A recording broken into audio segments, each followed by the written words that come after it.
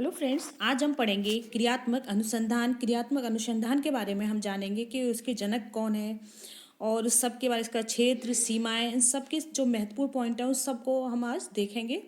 तो देखिए, अगर आप इस वीडियो को पूरा देखें, क्योंकि ये वीडियो चाहे आपके रीड लेवल फर्स्ट हो या सेकंड, दोनों के लिए बहुत बहुत ज़्यादा मोस्ट है।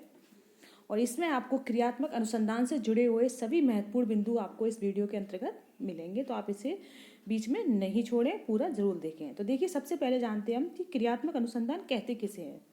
देखिए, क्रियात्मक अनुसंधान वह अनुसंधान होता है जो किसी भी विद्यालय के दैनिक जीवन में आने वाली समस्याएं, चाहे वो प्रबंधन संबंधी हो, चाहे वो अनुशासन संबंधी हो, या वो विद्यार्थियों को विषय में आने वाली कठिनाइयों से संबंधी हो, ठीक है ना।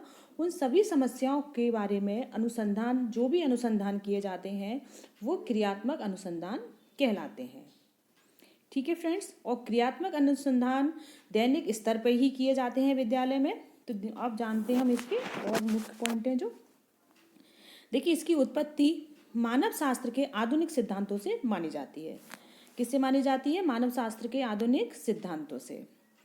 इसका स्वरूप शिक्षा शास्त्र के अंतर्गत 1930 में देखने को मिला था। अगर ये आता है, इसका स्वरूप कब देखने को मिला था? शिक्षा शास्त्र के अंतर्गत 1930 में। और किसके अंतर्गत देखने को मिला था? शिक्षा शास्त्र में। सबसे पहले इस शब्द का प्रयोग 1940 में अमेरिकी शिक्षा शास्त्री कोलियर ने किया था। तो आप इस पॉइंट को आप जरूर याद रखना, ये बहुत मोस्ट है कि सबसे पहले क्रियात्मक अनुसंधान शब्द का प्रयोग किसने किया। तो देखिए, 1940 में जो अमेरिकी शिक्षा शास्त्री थे कोलियर, उन्होंने इसका प्रयोग किया था। इन सारे पॉइंटों को आप एक बार अपनी कॉपी में नोट कर लें।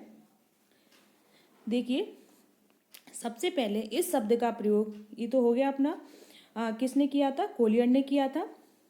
अमेरिका के कोलंबिया विश्वविद्यालय के प्रोफेसर स्टीवन एम कोरे ने 1953 में अपनी पुस्तक research to improve school practice में क्रियात्मक अनुसंधान का व्यापक विवरण दिया है। तो फ्रेंड्स, इसको आप अंडरलाइन कर लो, दोनों पॉइंटों को, और इनमें से जो भी पॉइंट है तो नहीं, आप अपनी कॉपी पर नोट कर लो। देखिए, इस बुक का नाम बहुत पूछते हैं कि कौन सी बुक में दिया था, तो बुक का नाम है research to improve school practice, ठीक है। और किसने दिया था? प्रोफेसर स्टीफन एम कोरे ने 1953 में। इसीलिए स्टीफन एम कोरे को क्रियात्मक अनुसंधान का जनक कहा जाता है, ठीक है। अगर ये क्वेश्चन आता है कि क्रियात्मक अनुसंधान का जनक किसे कहा जाता है, तो नाम क्या है? स्टीफन एम कोरे। भारत में 1962 में एनसीईआरटी दिल्ली में क्रियात्मक अनुसंधान का प्रचार प्रसार करने आए और 2 सालों तक इसके विकास में अपना योगदान दिया। देखिए, भारत में एनसीईआरटी के माध्यम से क्रियात्मक अनुसंधान पर पहली पुस्तक रिसर्च इन एजुकेशन की रचना 1963 में की गई।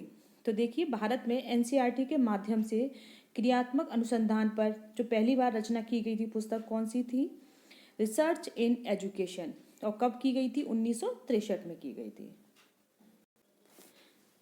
देखिए, जैसे कि अभी आप देखिए, स्टीफन एम कोरे के अनुसार विद्यार्थियों से संबंधित किसी भी व्यवहारिक समस्या का तत्काल हल खोजना ही क्रियात्मक अनुसंधान है, ठीक है। और इसके उद्देश्य के बारे में बात करें तो अध्यापकों में वैज्ञानिक दृष्टिकोण का विकास करना, शिक्षण की समस्याओं का तत्काल हल खोजना, समस्या जहाँ से उत्पन्न हुई है वहाँ से पूर्ण रूपेण हल खोजना, अध्यापकों को अनुसंधान करने के लिए प्रेरित करना और विद्यालय की गुणवत्ता में सुधार करना, और कक्षा में मनोवैज्ञानिक वातावरण का विकास करना, विद्यार्थियों को स्वतंत्र रूप से शिक्षण कर सकने तथा समस्या समाधान हो सकने वाला वातावरण तैयार करना और समस्या का सर्वश्रेष्ठ हल प्राप्त करना। ये सारे इसके क्या हैं? उद्देश्य। अब हम इसकी अगर क्षेत्र की बात करें तो देखिए, इसका क्षेत्र विद्यार्थियों से जुड़े हुए समस्त व्यवहारिक समस्याएं इसके विशेष क्षेत्र में उपस्थित रहे हैं। जैसे कि अब इनके हम क्षेत्र के बारे में जानते हैं कि इसके क्षेत्र कौन कौन से हैं।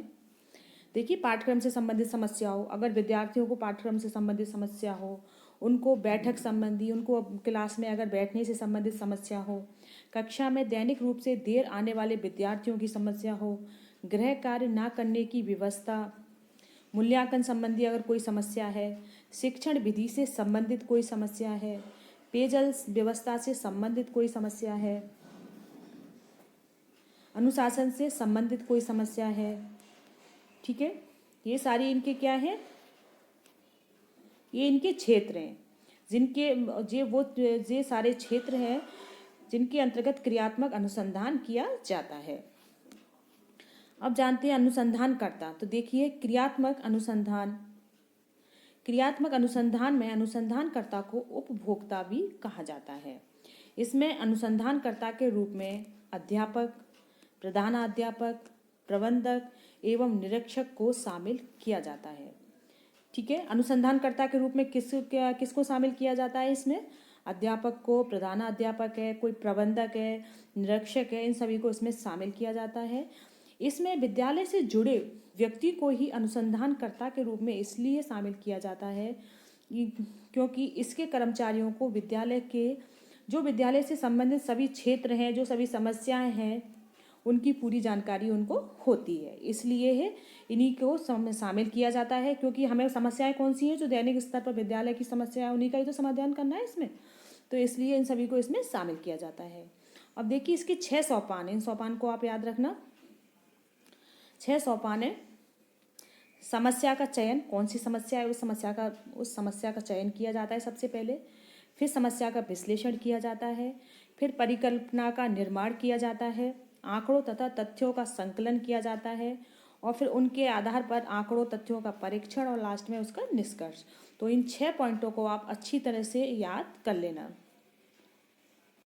अब देखिए बात करते हैं इनकी सीमाएं क्या हैं। तो देखिए यह एक मौलिक अनुसंधान से अलग है। अनुसंधानकर्ता ही इसमें उपभोक्ता ही होते हैं।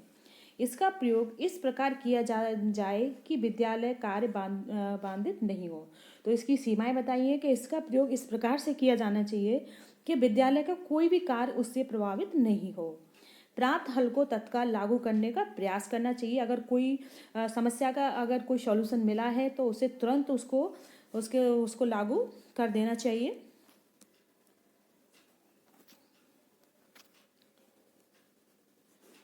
यह कम खर्चीला होता है, इसमें समय भी कम लगता है।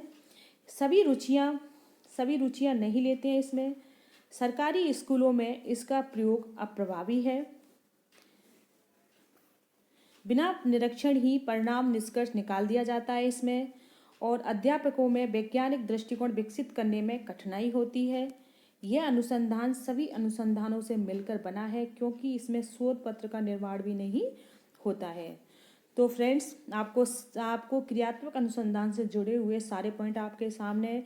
इन सारे तथ्यों को आप अच्छी तरह से याद कर लेना कि देखिए जितने मोस्ट पॉइंट हैं, पहली बार शब्द का प्रयोग किसने किया और इसके जनक कौन है, ये सारे पॉइंटों को आप अच्छी तरह से एक बार देख लेना। अगर आपको वीडियो पसंद आई हो तो प्लीज़ चैनल को लाइक और सब्सक्राइब ज़रूर करें और अपने फ्रेंड्स के साथ शेयर करना ना भूलें। धन्यवाद फ्रेंड्स।